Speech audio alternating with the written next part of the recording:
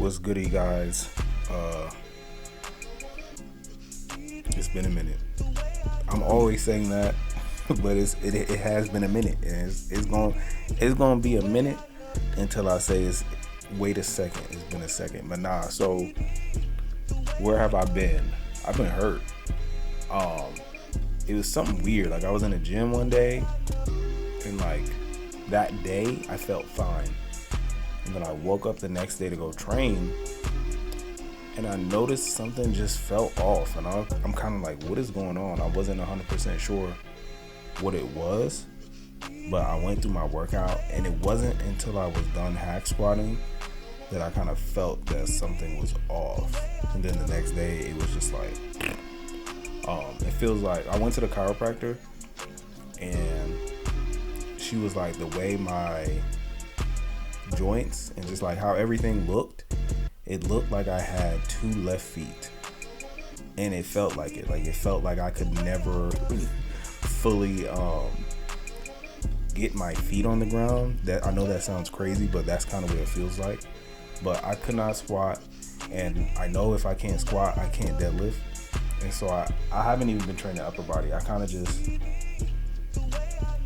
thought of it as a time to just give myself a break from the gym. Don't get me wrong, like the streak of training that I was in, it was perfect. Like your boy was just consistent, and even though there was a lot going on outside, like when I stepped into the gym, it was just mayhem. It was just like get the work in, go crazy. But once I'm almost there, I can feel myself starting to feel like centered again. Like I can stand on top of my feet. As weird as that sounds, like if you know, you know. If you don't know, then I don't know what to tell you. just shut up and listen. But yeah, once this workout too, like it felt horrible. Like I was trying to, and it felt good for a second, but I was not ready to get under a bar just yet. But when I do, I'm gonna make sure that I'm tempoing.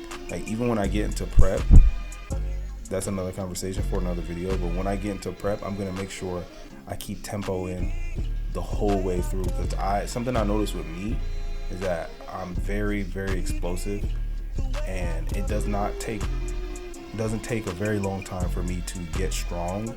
And sometimes when I start feeling super strong, I have that tendency to like just push it unnecessarily, because my philosophy and the way I train my athletes is we only really show strength until meet day, because a lot of people get caught up in chasing a number. And don't get me wrong, like if you lift, if you're an athlete, you're a powerlifter, even if you're an athlete, you're still chasing numbers. Like you're trying to, whether it's basketball, double or yards, as a receiver or running back, like you're still chasing a number. But those who have been like to a place or have been somewhere that is hard to get to, or that is worthwhile, knows that it's not about you chasing it, but it's more so about you being consistent on a bunch of other things that have absolutely nothing to do with the number that you're trying to get to. And it's crazy because people are like, oh, when I'm going to PR, when I'm going to do this.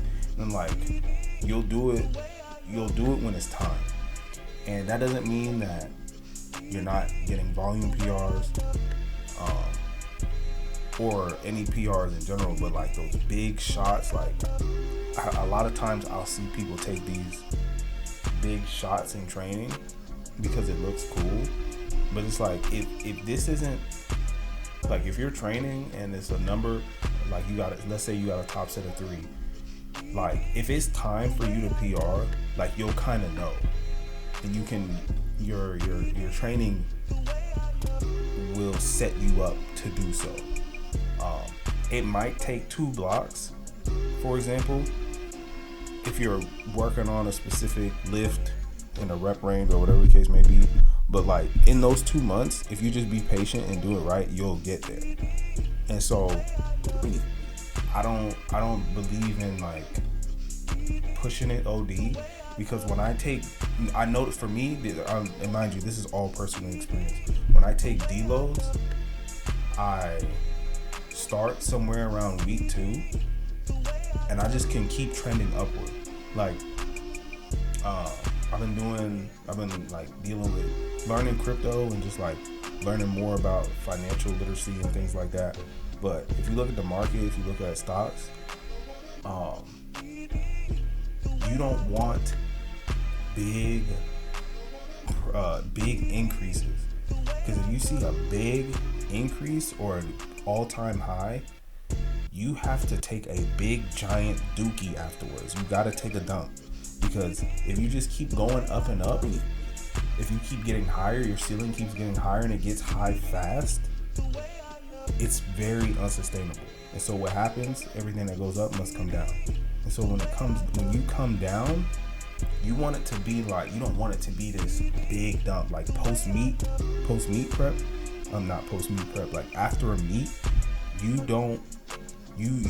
normally get a big dump. It's very rare if you've done it properly. It's very rare where you can feel like you can just hop right back into training. Not unless the meet that you did wasn't OD crazy. Like if you went all out, you should be taking a big dump. So you're gonna come from that high, that peak, and then it's gonna be a huge drop off from that point. Versus non comp block, just like a regular development training block. If you just keep climbing and then you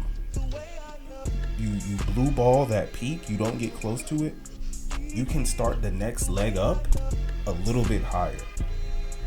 And if you look at I like the track and field comparison. I've been using it for years because that is the philosophy and the notion that I also use to train clients. Like, you don't want to run fast all year long. It's so exhausting. It's not sustainable. And when you're moving at high velocities like that, you get hurt. And now, if we're talking about a lifter, again, I'll use myself for an example. I am very explosive. You haven't seen me run, but I'm fast. I could probably beat whoever's listening. I don't care who you are, but I could probably beat you in a foot race. But when you are very explosive or you have a lot of muscle, you recover fast, and depending on what you're doing, you recover fast, and you're able to have very, very, very high physical output. And it don't take much for you to like get a quick burst. I think that's type 2 fibers, type 2A, or 2B. I could be wrong. That strength conditioning book, go grab you one. But I have a very high output. So when I'm training throughout the year, like, I don't like to peak in a sense where I'm hitting something crazy heavy, because I know that if I just wait 2 more blocks, that number that I'm straining and killing myself, or that I would be killing myself to try and hit, it's just gonna be there. And so you mean to tell me you can't wait 2 months to PR? Like, you gotta have it now. You gotta take them joints instead of allowing your body to set it up. And that's why there's such a heavy emphasis on accessories, especially in the off season, especially for comp when I coach, because most powerlifters are little and don't really have strong tendons, ligaments. Like, their support, their base form is absolutely trash, and it's very hard to tense up something that, like, you tensing up bone because you ain't got no muscles. So we spend a great majority of training bodybuilding. Now somebody would say, oh well, what about skill practice? You only need enough stimulus to support. You only need enough stimulus to support those days. And that's why I like RPE, because it was like, oh, I hit a 6, but I could have did more. I'm like, that's the point. Like, you only need to be strong for the day. And so training like this, is good for longevity. Like I got away from that because I started looking at the number versus looking at the process.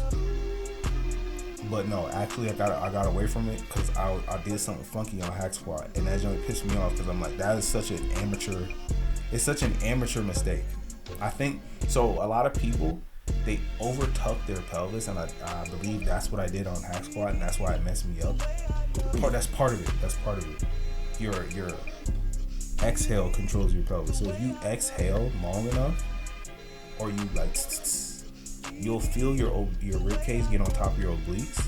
Your rib cage get on top of your pelvis, and your obliques will tighten up. And then if you breathe and you brace properly, your pelvis will just be there where it's supposed to be, and that's why it's important that your core is strong, so you can hold that tension the whole time instead of using your glutes to hold that. So don't train your core and don't be lazy. But that's why I like training like that, because you can just leg up, and about before you know it, it's been like 4 or 5 months, and not only have you accrued a bunch of volume, but depending on if you're doing, you could peak a triple if you want to, but you could peak a triple like for real and blow that joint out the water simply because you've become more proficient and the fatigue is gone. And when you PR, it's gonna be massive because it's like, oh snap, this was right here. It's like, yeah, but you too horny for the PRs, you too horny for the weight, so just chill, relax. But we'll get into some other things. Like, comment, share, subscribe. I'm just gonna talk. Like, I'm gonna record.